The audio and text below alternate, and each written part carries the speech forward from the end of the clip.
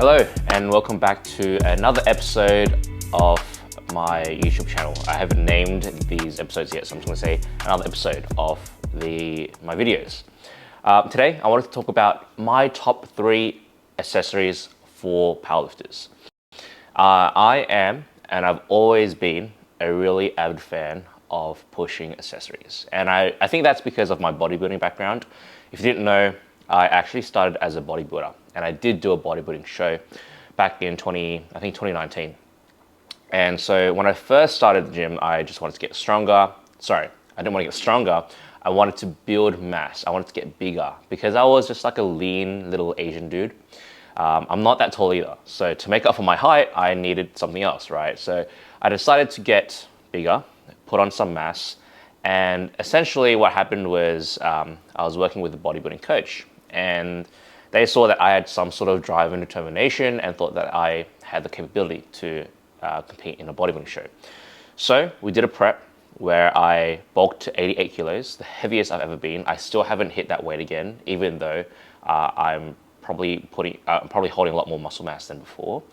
Went into 88 kilos and then cut down to 68 kilos. So I lost 20 kilos in a matter of 16 weeks, which was freaking insane. And then I competed in bodybuilding. And during that whole process, that really helped me fall in love with that burn that you feel when you're pushing accessories. Like those last few reps where you're hitting like close to 0 reps in reserve, close to failure. I've always enjoyed that. And I really think that has now reflected on my coaching philosophy as a powerlifting coach. And I really think that pushing accessories and building muscle mass through accessories is critical for a lot of beginner powerlifters which don't have a lot of muscle mass to begin with.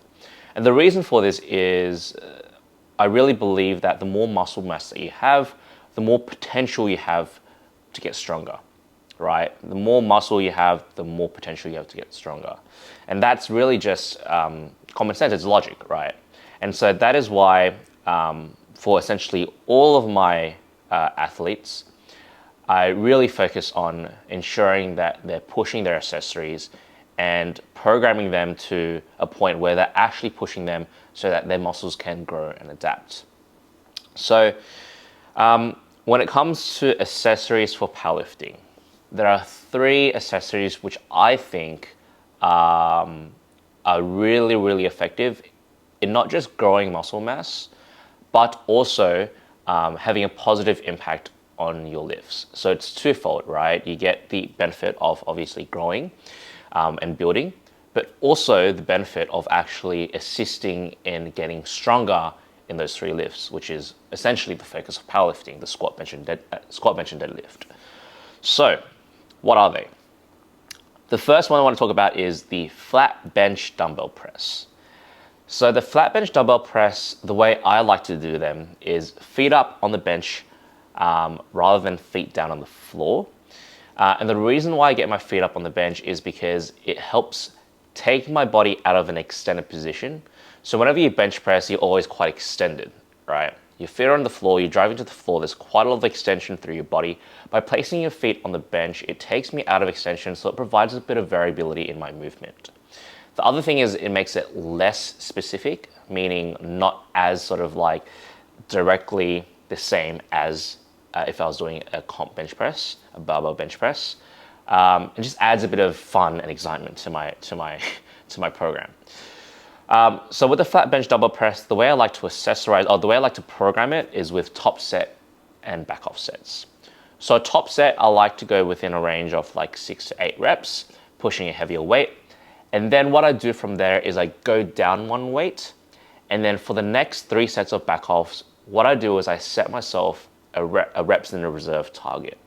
So if I was to consider fatigue management, or just like if, for example, you have newly introduced this accessory to your program, what I will do is set a lower reps in reserve target, meaning like 3 reps in reserve or 2 reps in reserve to start with at the start of the block. What this does is it ensures that you're not pushing too hard too fast, but also like it's helping you manage fatigue at the start of the block, helping you wash away the fatigue that you may have accumulated from the previous training block. And the other thing is also just to assist in adapting to the exercise and really figuring out where your limits are. Now, as I progress, what I end up doing is, as I get used to having this accessory in my program, is essentially these 3 sets of back halves are always to failure. So what I do is, for my top set, pushing to about 8 reps at approximately RPE 9-ish, so about 1 more rep in reserve. And what I think that really does is, by setting a rep target for that top set, it ensures that you're working with a load that is heavier, so that way your body can adapt to pushing heavy loads. This can be used in a variety of ways. One, it could be used as a primer for your next bench day, which I've seen work for some of my clients, or can just help you continue to maintain constant top-end exposure or heavy intensity exposure throughout the week. With the back halves, then, pushing them to failure, what this does is it really helps stimulate growth, not just in the chest, but in the arms as well. Okay, and in doing so, by pushing them to failure, you are pushing your body to a point where it is going to adapt and grow. So that is an accessory that I really, really like to program for chest development, arm development, and to get stronger on the bench press. If you want to make it a bit more specific to the bench press, you could place your feet down on the floor and apply a bit of leg drive when you are doing this. Like I mentioned before, this could be a primer or even help bridge the gap between doing comp bench on one day, having a rest day, and then bench on the next day. It could help bridge the gap in that way. Obviously, this is individual and depends on whether or not it works for you, but it can be used in that way as well. Now, the next accessory that I want to talk about is the barbell Romanian deadlift. RDLs, ever since I introduced it to my program, has helped me immensely. I think for a lot of sumo pullers, especially myself being a sumo puller, we tend to forget that the deadlift is still a hip hinge movement. And in doing so, we tend to forget what it is like to actually hinge at the hips. So the RDL is really, really good in teaching or reminding the body how to hinge those hips properly. And so therefore it does translate in a way to both sumo and conventional deadlifting. The other thing it does is it really helps develop the hamstrings, the posterior chain, to a very great degree. For a lot of deadlifters who are trying to get strong, for a lot of powerlifters who are trying to get stronger on their deadlift, by pushing the RDL, being slightly non-specific to the actual deadlift, by pushing the RDL, I feel like they're going to see a lot of great return when it comes to their conventional and sumo deadlifts. When it comes to RDLs, the way I like to program it is very similar to a normal deadlift day. So you'd have a top set and a few sets of back offs based off a percentage back off. So I might have a top set of 10 reps and then a 10% drop or a 7% drop for another 2 or 3 sets of 10 to 12 reps. I like to keep it around that 10 rep range, maybe 8 if I'm trying to push it a bit heavier. And what you could do is taper the reps throughout your training blocks. So what you might do in your first block of training is you could run 12 reps, 3 sets. Next block, you could run 10 reps. Next block after that, you could run 8 reps. And then from there, after that training block where you run 8 reps, you could then increase the volume again back to 12 and basically undulate it that way. I feel like that's a really effective way to in that first block, increase exposure, increase volume to force the body to adapt and grow. Then as the volume tapers off, you start to work with heavier loads, heavier intensity, and that's when you get a lot of benefits, a lot of translation to your sumo and conventional deadlifting. A really interesting thing that I've found when it comes to pushing the RDL is once I started pushing the RDLs to a point where I was pushing 180, 190, 200 kilos for like 10 reps, I could actually start feeling my hammies more and feel my hammies being used more when I pull sumo, which is really, really interesting. I really didn't think that would happen. I haven't really figured out why that happens. I'm guessing more hamstring development and engagement. But that was just really, really interesting insight, being someone who's quite quad dominant. Now moving on to the final accessory, which I think is really really important or really helpful for powerlifters is a hack squat or belt squat or leg press variation. I'm a really big fan of a belt squat. And the reason why is because it allows you to get a lot of leg pressing volume and intensity without the fatigue that you would accumulate if you had a bar on your back, even if you're doing high bar or SSB. With the weight or the belt around your waist, a lot of the load is just put onto the legs, and it doesn't require a lot of bracing, a lot of work through the upper body to hold onto that weight, right? And so with the belt squat, it can be used in multiple ways, similar to the dumbbell press. One, it could be used as a primer or bridging the gap between squat days, which I actually do. Basically, I've got a secondary squat day on a Tuesday, and then my primary squat day is on the Friday. But what tends to happen is if I don't have something to bridge the gap between then, I tend to come into my Friday session a bit detrained. So what I do instead is on my Thursday session, I run a belt squat or hack squat, depending on what equipment is available to me.